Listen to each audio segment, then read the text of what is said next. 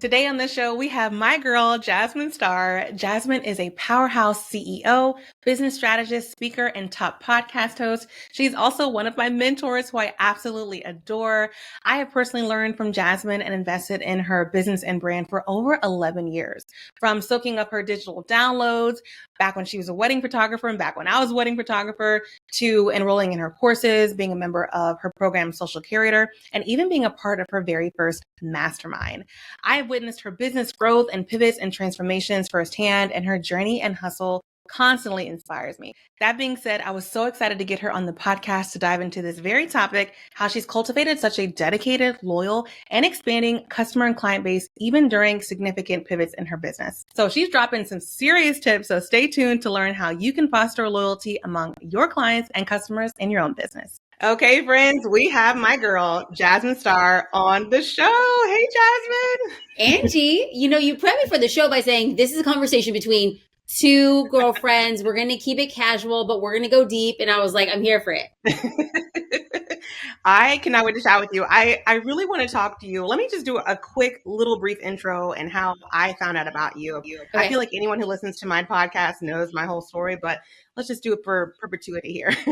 So Jasmine started as a wedding photographer, and that is how I found her. I literally Googled how to become a wedding photographer in the world of Jasmine Star. I remember your website, your blog, everything. I remember how it looked. And that was over 11 years ago for me. And Jasmine is a CEO, world-class speaker, thought leader, podcast host, mom, wife, and just an inspiration to hundreds of thousands of entrepreneurs, including me. And we've seen so many pivots in your business. And like me, I was buying your $12 digital downloads 10 years ago. And as recent as last year, I think I've probably invested in every single thing that you put out there. Like, I'm like a long-time fan client. And last year I invested in your mastermind, and I was like, Jasmine, I want to have you on and have you talk to my audience about how to create needs in your business. Like long-term clients who, no matter what you're putting out there, see the value in everything and how it can move their business forward. I don't know what you can't do. Everything I listed, you've done it all. And so I just want to talk about how we can create those long-term fans and clients in your business. Okay, but can we go real quick? Yeah. Okay, because you said, Jasmine, over a decade ago, I was buying these $10 downloads that you were selling as photographer resources. Yeah. And then you said, I've bought basically everything that you put out, including your mastermind. Mm-hmm. But if we're going to get real, you and I, you were in my mastermind and we were out to dinner in the group. And I like to float at different seats so that I can talk to everybody. And so then you and I end up sitting next to each other. And then you tell me about the conversation that you and your husband had before you were going to invest in the mastermind. So why don't we just start there? Like, we're getting real. Let's start there. Let's keep it all the way real. So keep in mind, like I said, you've had products from $12, $9.97. I think I've done Social Curator since the beta group, like so many different points of investments. And you told me you were launching a mastermind. And I told my husband, I was like, Sean, I don't care what it costs. I have to invest in this. I've invested in everything she's done, and it just comes back 300, 400%. And he's like, okay, well, how much is it? Within our marriage and my business, I usually don't run any investments by him unless it's like ridiculous. But this one, I was like, okay, I'm going to have to tell him. And so I said, well, what do you guess? What do you guess? And he's like, oh, I'm thinking $5,000. And I'm like, yikes. I'm like, okay, bro. And he guessed this before you put it out there, but I knew it was not going to be $5,000. And the email came out. I saw the price, showed him the price. And I don't think I've ever seen his eyes go that big. So let's drop the number. Let's drop the number. You want to drop the number? $25,000. $25,000. That's right. I didn't blink, nor did I stutter. $25,000. By far the biggest investment I think I've ever made. I think the biggest before that I've done was like $10,000 for maybe like a year mastermind. And his eyes just glazed over. And you know what? As I don't want to say cheap as he is, because he's not cheap. He's frugal. As frugal as he is, he did not try to talk me out of it. He said, okay, well, how are you going to make it work? Like, how are you going to make it work? And literally, and this is how I do my investments. It's not like, oh no, how can I afford this? It's how can I afford this? How can I make this happen? You know, literally the next day I launched a branding photography retreat. I found a house on Airbnb. I put it out to a wait list and I sold it out within 12 hours. This is how you make things happen. When you know something is valuable, you literally just make it happen.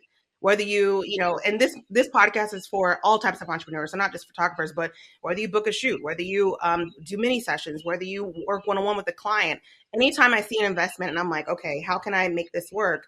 I just make it work. I literally figure out a way to make it work. And it was a very, very scary investment. It was so worth it. And I literally made the investment back and then some within 4 months. The biggest investment, but the best investment ever. One thing about you, Angie, is that you and I have this in common. Yeah. It is not, how can I afford this, period. Because the inflection is, how can I afford that? Right. Mm-hmm. And the way that you and I have learned to ask that is with a question mark. Mm-hmm. How can I afford this? Right. Exactly. And then you're like, great. Now we went from a dead end thinking, well, how could I ever, to how could I ever afford this? Let's go. And so I think that's what a very telling point to the people that I attract in my orbit. And so we had the conversation about, well, how does Angie attract more Angies in her business? How does anybody attract an Angie into their business? Right. And, you know, I have to say that more than anything, and I've heard this told about myself. And so I want to make sure that I'm very aware that people have said, you know, to a person holding a hammer, everything's a nail. Right. And so I when I look at myself, it's like, your girl is like, what is that, like Arm & Decker or Hammer? What is the Decker brand? Like Decker and Decker, whatever. Yeah, that's familiar. I don't use tools, but Me whatever. neither. There's some famous Decker hammer, and I'm basically like the gold plated version of that. Like I am very much a hammer. And so people will say, well, Jasmine's responses to everything is content. And maybe to me, everything looks like a nail. I can own that. Right. But what I will say is the thing that has attracted and kept people like you and like others in the orbit has been content. And I feel so sure of that answer because I actually haven't done anything else. Right. Now that is a blessing and a curse. Like, I wonder, what could I have done to kept or attract other people, but for the lifespan? Like you and I met at 4 different iterations of my career. Right, yeah, you have gone with the business every single point of that. And the way that has happened, Angie, is we don't pick up the phone and call each other. We don't have regular conversations. I mean, we DM, but as far as regularity goes, it is a direction that content flows from me to you, from me to you. And occasionally you'll engage back. Right. And then occasionally you'll be putting out content and you'll start realizing that there's going to be a group of people who follow you. So when we focus the conversation of how do we create not just fans, people who like us or what we do, but how do we create evangelists? Right. And that's a very big difference because the people who are evangelists in any business, well, they are your gold mines. And I could look at you in this podcast and say, you're a gold mine. And so let's have that conversation. Yeah. What is it that you would like to know, knowing I've already called myself out? I'm a golden hammer, but we can actually distill down more of what do we need to do in order to attract more people who aren't just fans, but evangelists. I love that. I love it. And my question is, I would love to know the type of research you do, because like you said, we have touch points at different iterations. What type of research do you do to see, oh, this person is now in this stage and this is what this person needs as far as content in this stage versus 2-3 years ago? How do you find that in your audience? So this is a pretty significant difference is I don't look for it in the audience. I create from where I'm at. Right. And so as I continuously evolve, the question I'm asking is, what did I need to know 5 years ago that I wish I knew? Or, what do I wish I knew 2 years ago? Right. What do I wish I knew 2 years ago or 5 years ago that I could be creating content about? Now, here's the beautiful thing is, Angie, along with my evolution, you have evolved. Right. As people are growing along my brand, they themselves are growing. There's a group of people who didn't evolve alongside me. Not that that's good or bad, but I never said, hey, how can I create content for that person? It simply became, how do I create content for the previous version of me? Rory Vaden said it best. He says, you are most powerfully suited to serve a version of who you once were. And so all of us, instead of me like, I want to go after that person, but if I don't actually know that person, if I don't really understand their pressure points, it's going to come off as like thirsty, desperate, different, uninformed. But I know who I was 2 years ago, and I know my struggle points 5 years ago.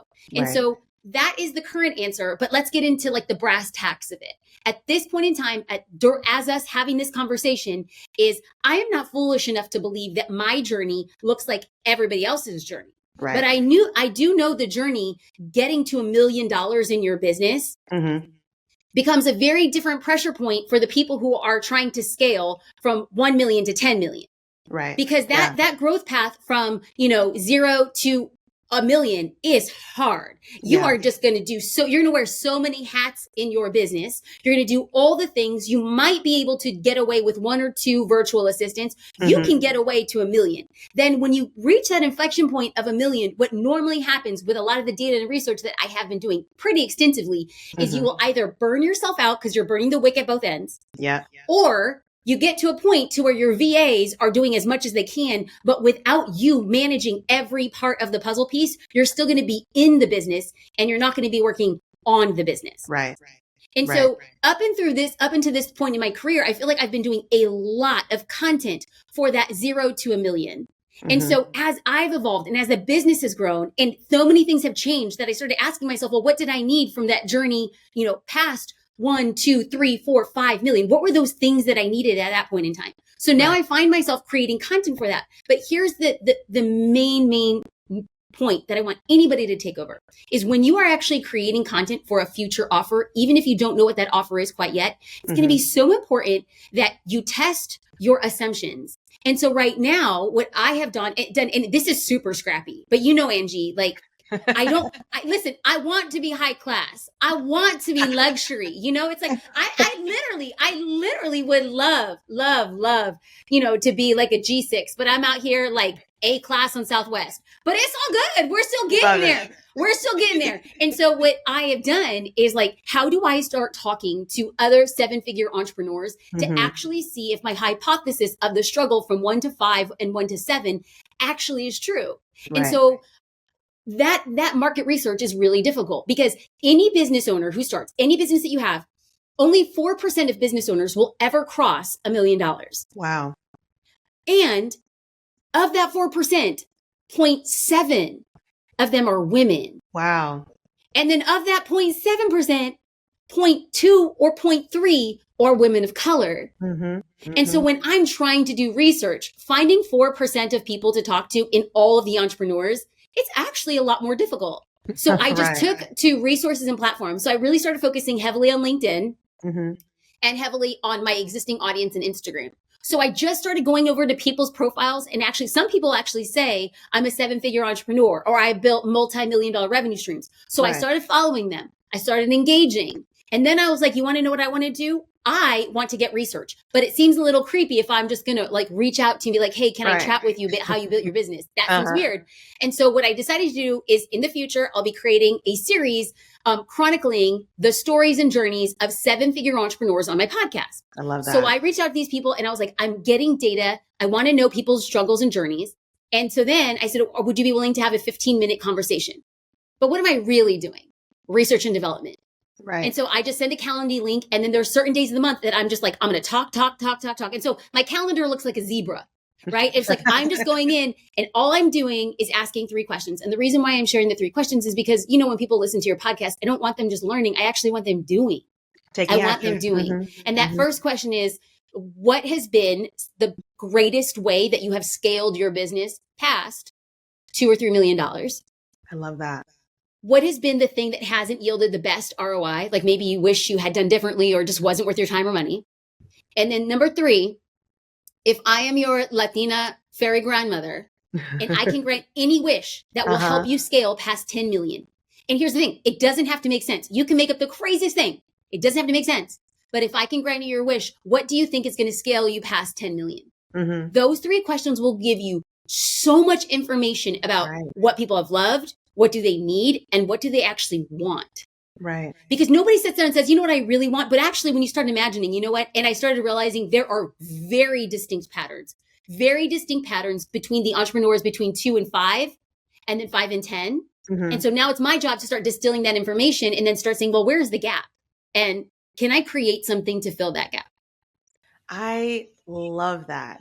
I love that because there have been points in my business where I think, and many people can relate, where you have offers out there and you feel like, you know, this is it. Like these are all the offers I have. I just need to get new people into my business. And you're talking about doing this research and development and seeing how you can help people even, you know, more than you already are and at different stages in their business. And let me just have to say this. You have given me the best business advice ever. It was at the first time I met you in person. It was at the social curator event. You did a giveaway from your members. I won. It was like the highlight of my career. And I was telling you, I was like, you know what? People are asking a lot of questions about brand photography. And you said you need to buy where the land is cheap and build a high rise. And I wrote that in my notebook, and I still have that notebook, and I look at it all the time. Every time I'm thinking about a different offer or a different concept or perspective or something, I'm just like, okay, where's the land cheap right now? How can I bring my influence and impact and value and build a high rise? And that's when I pivoted into education. I didn't even have an idea of pivoting into education. I was just doing a lot of free content, didn't know what was coming. And like you said, you might not know what's coming, but still create the content and do that research and development. So I love this because it makes me want to take some time this year and think about that photographer who wants to go to the next level and what I can create for them. So I love that. Absolutely. It's a different revenue stream. But, you know, I want to have 2 points of clarification. Number 1 is I'm a big fan of a product suite. Right. Because it's easier to sell to somebody who's already bought from you. Statistically, I think it's like obscene. It's like more than 50%. Like if somebody's already bought from you, there's a much higher likelihood. And so then you have an opportunity, not just you as an entrepreneur, but as anybody who's looking at their business and they look at a product suite, there's going to be needs as people progress throughout their journey. And what you just said is, oh, I see the next step in their journey. I think I can create something for that, possibly, right? But what I want to be very clear is we don't want to build out, and this is not something for you. Because I know your journey, I know your business, and I absolutely know that whatever you put out is going to slap because you put in so much time in building out the programs. But what I see a lot of is like, well, I can have this program. And then I can have this one, and then I'm gonna do this, and then it's gonna be membership, and then I'm gonna switch here. But what happens is if we don't actually spend time to build out the systems for each offer, then we're gonna be building a lot of short ladders.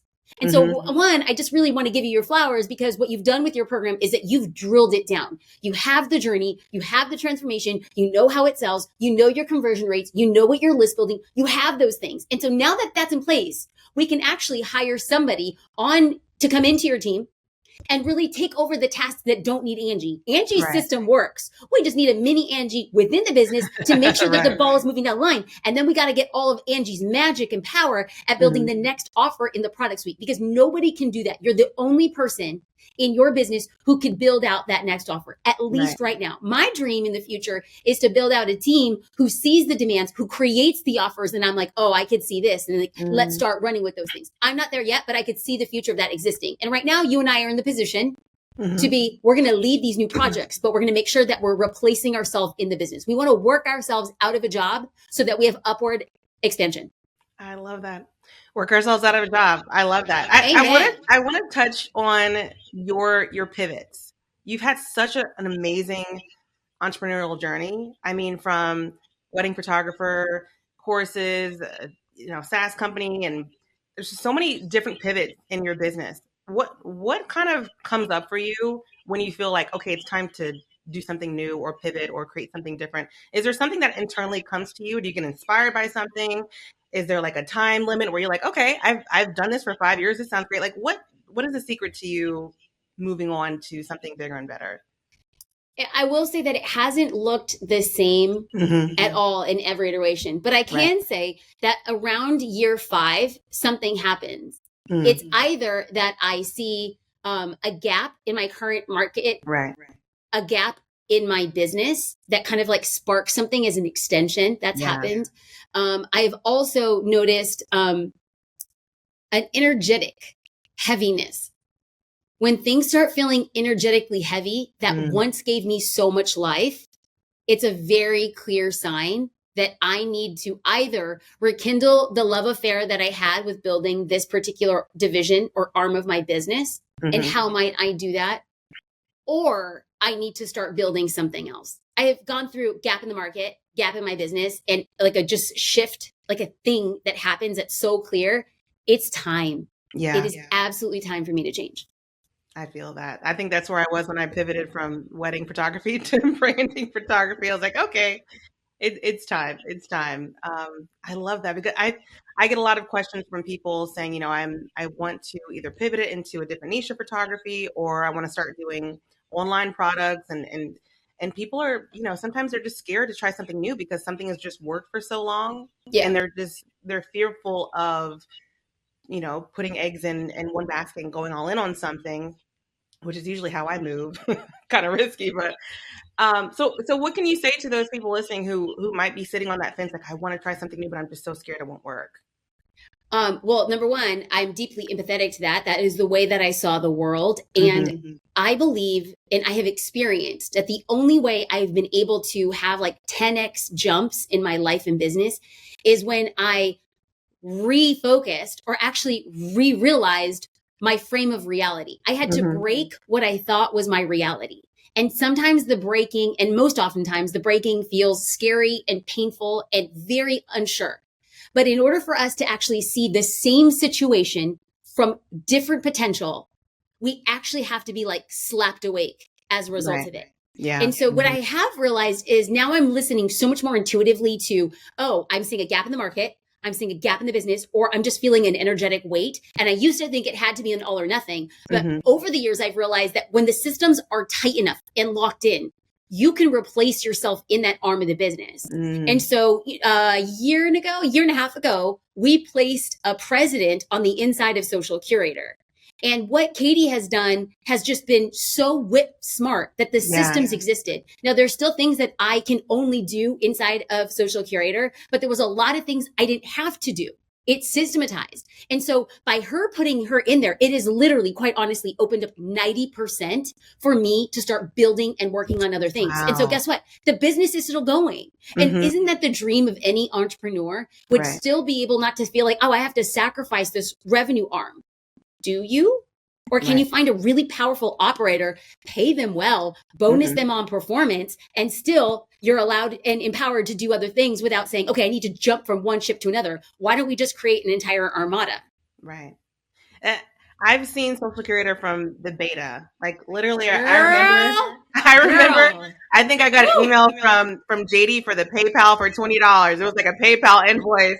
I was like, are we really getting that ugly? We're getting that ugly. Oh, this is a story that very few people even know. In the beginning, we're like, we're not sure this thing's going to work. And we were not even about commitment. We're like, oh, you know, like if we do it a couple months and it's not a thing, it's all good. We didn't even have a payment system. We were sending links one by one to people. Oh, that was so ugly. So to see it now, because I'm still a member, and to see the system that you've built and the launches and the text messages about reminders, Katie's doing this, Jasmine's doing this, join this challenge. I'm just like, oh my gosh, just to see the growth and how you've scaled and how, like you said, she's the president. She's running things and you're building other things in your business and in your life. It's like my mind is blown. It's like I can visually see in my head the PayPal link from, I think it was like JD's email address. Like it wasn't, and I was just like, and back then I was like, oh yeah, I'm in. And now I'm looking at that, I'm like, this girl was scrappy from the jump. And you saw the vision, like, and then I'm like, what's it going to look like 10 years from now? Like you're always growing and expanding, and there's different people coming into the community, and I'm just so inspired by how you've done that. And that's just one leg of your business. Like you are just on every stage, on every podcast, at every event. And sometimes I'll see you, like if it's like a James Wardmore event, and I'm sitting there in the crowd, and I'm like, Girl, like you're killing it. You're killing Okay, it. but we also have to tell people is when we're talking about cultivating evangelists, right? Because this is the point. The point of this conversation is to serve other people and actually get super tactile. Is when you know you have an evangelist as a CEO, as an entrepreneur, as a brand builder, it's going to be very important that they know they're different, that they know they're special. And so you and I was speaking at an event. And the event was going, and due to a very busy week and a very busy schedule, I had agreed, but I said, hey, I got to land in and I got to take off right after. Right. And so you and I were DMing and you said, I'll see you at the event. And I was like, I'll see you on the main stage. And then you had said, if there's any time at all, can we connect? And I knew, and this is what happens is sometimes if I get off stage and I'm in the back of the room or in the hallway, people will leave the event and it feels very rude to me because the person who's hosting the event, I'm having a group meeting on the subset on the outside. So I was like, no, you can't be that person. Like, you know, respect. And so I was like, hey, I'm going to be going out like the delivery entrance in the back of the hotel. Can you meet me right outside of the valet to the right? And so we had like this meetup, but I needed you to know that like you understood that I was one, not trying to be disrespectful to the event for having me. And number two, be really respectful. Like you're important to me. And like, I want to make time for a photo, a quick catch up. And so when we talk about how do we make people feel seen? Well, for the people who are key players in your life, your story, your origin, you want to make time for them because it pays back tenfold. And that's just being like the real about cultivating relationships with evangelists. Absolutely. And I love how you do that directly too. I remember before you were launching the mastermind, you reached out via DM and said that it was coming.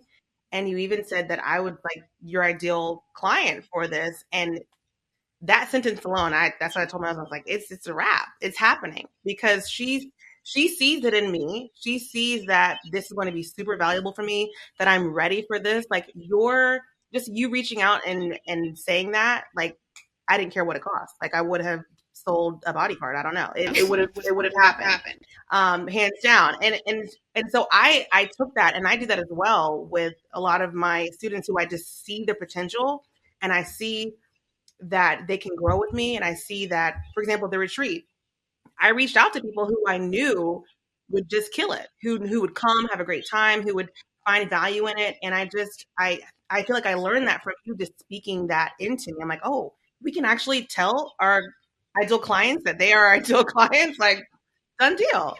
Like, let's take that apart though, because I really want us to be nitty gritty about this. I want somebody listening and being like, oh, because I sent you DM and I said, you know, I really do think that you're going to be perfect for this. And that was no BS. That was just my truth. But the story I told myself was, that's a little bit ghetto. That's a little ghetto. Being like, hey, you know, it's like, I'm one step away from sending you a PayPal link again. But you're so unattached. You're so unattached to the result. And you'll say that too. You'll be like, hey, like, you know, it's not like a sell at all. It's just like, hey girl, like this is happening. I think you'd be great. I didn't find it any part of it sleazy. I was like, honored. Okay. Well, one, I don't, you know, to be clear, I don't think it was sleazy, but I did feel like it's a little ghetto, right? Like it just is. Or at least that's the thing. At least that's what I was telling myself. But like, let's just strip that away now because what happened was something was modeled for you. You went and deployed the same model for people and you're like, oh, I'm getting good results. And I was like, okay, well, this seems good. And we can kind of hide behind the banner or the barrier, the shield that like we're ghetto, but we're fabulous at the same time. But at the end of the day, there are things and ways that people are moving now that is very different because social media has allowed us essentially to have a megaphone, to have a very big waterfall, to have a big opportunity, a big platform to say, I am going to do X. This is for any business owner. I can do X. But often if somebody's on social media, they see a lot of people saying, I can do X, I can do X, I can do X. But what people really want to know is, can you do X either with me, for me, or empower me? Right. And so that was going on as a narrative. And then like 2 months ago, I got a personal email from the COO of VaynerMedia. Now, he did the same thing I did to you. He said, Jasmine, we have a leadership and growth accelerator. It's going to be $50,000 for 3 months. I think you're a perfect fit. And here's why. And let me tell you, if I would have seen Gary Vaynerchuk make that offer or James Orsini make that offer, I would have been like, okay, cool, maybe. But the fact that he said, I see it for you because of this. And I was just like, I didn't even know it was 50,000 at the time, but I was just like, I'm going to do this because they see something in me. And I feel like from a very sales tactical perspective. Now, this can't be BS. You can't be sending 1,000 people, for 10-seat coaching program, but you got to go to them. You have to have an established relationship with them. You and I had an established relationship for years. James and I have had an established relationship for 3 years, and it was cultivated over time. And so I just kind of wanted to make sure that we put a line in the sand and say, there is a way that it has been done. And then there's a way that we have deployed on and it works. And we used to say, oh, well, just us being scrappy. But then we see, $100, $200 million company doing the same thing via email. Exactly. I think we're on to something. Yeah, we are. We are. If you all take anything away from this conversation, it is that right there. Because at different levels of your business, it works. It's authentic. And like you said, these are people that that would benefit from this and that you have a relationship with. This isn't just you going down a hashtag and sending messages. These are people that you have true connections with. Jasmine, before we part, can I do a quick game with you? Just a really quick game. It's because we're talking about loyal client base, dedicated customer base. I want to ask you a couple of different categories of what you are a loyal client, customer, or member of. So, girl, my loyalty's got loyalty. I'll still go to the same gas station because I have a loyalty card. It's so stupid. It is so stupid. Okay, I want to play. I got a couple. So the first one is a musical artist. Like, who do you have to listen to? You don't care what, they put out, you're listening to it. I know, girl, I'm so cheesy. But like my go-to would be Fleet Foxes. You probably don't even know who. I know. You might not even don't sleep. Like these brothers be sad. They be singing on like folk music. But like, let me tell you, when it comes to writing and creativity and going deep and like getting deep work, it's Fleet Foxes. I don't care what record, you just put it on and it's like, oh, I'm about to start crying. I'm about to start writing. You get this Fleet Foxes. I gotta go to Spotify for that one. You're probably going to hate it and I don't care. Okay, what about a TV show that you are loyal to, no matter how crazy it can get?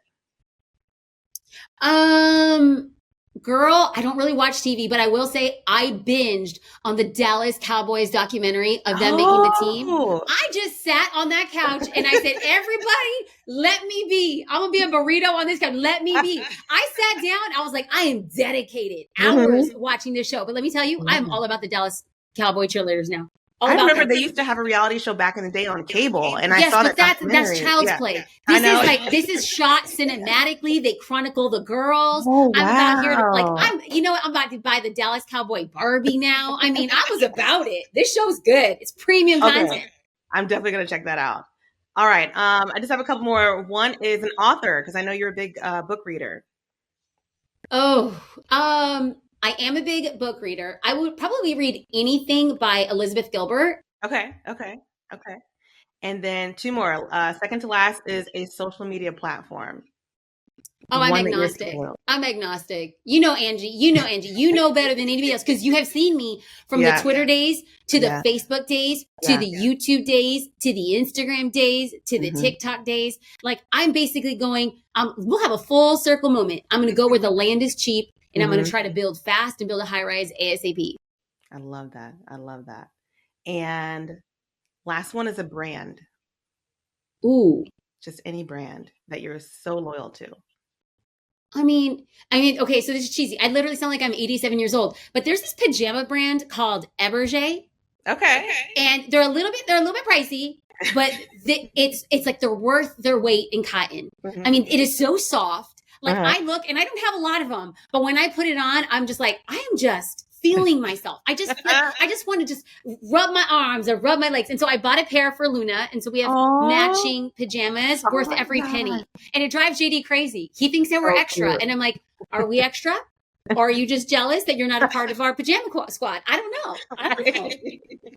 I love that, Jasmine. Thank you so much for talking with me today. This was so helpful. I have so many ideas moving forward, and I know our listeners do too. Can you tell us and everyone listening where they can find you? Yeah, I mean, since we're out here podcasting, the Jasmine Star Show on every podcasting platform, and then for more information, JasmineStar.com. Perfect. Okay. Thank you, Jasmine. Thank you. Hey, friend. Thank you so much for tuning into the Angie McPherson Show. I hope this episode ignited a fire within you, motivating you to take bold and inspired action. As a gift for listening, I've created a free download of my business toolkit featuring all the essential tools and apps I use to grow my business. Just head over to angiemcpherson.com/toolkit to get your copy. If you haven't already, please consider subscribing and leaving a rating or review wherever you're listening. And if you're feeling extra generous, sharing the podcast with a friend goes a long way, and I am truly grateful for your support. For any resources and links mentioned in today's episode, make sure to check out the show notes. Keep moving forward, friend, as each step takes you closer to your goals. I'll catch you next week for another episode.